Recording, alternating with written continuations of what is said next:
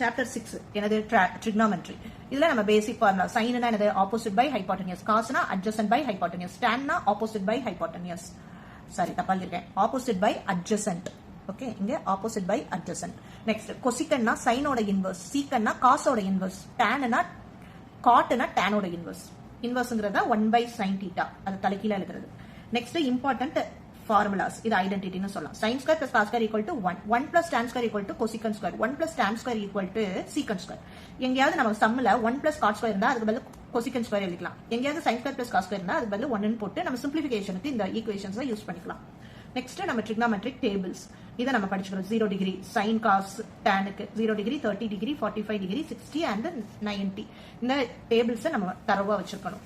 Okay, second midterm formulas தான் discuss பண்ணிகிட்ருக்கோம். இந்த வீடியோஸ்லாம் உங்களுக்கு பிடிக்குதுன்னா கண்டிப்பாக சப்ஸ்கிரைப் பண்ணி சப்போர்ட் பண்ணுங்கள். தேங்க்யூ.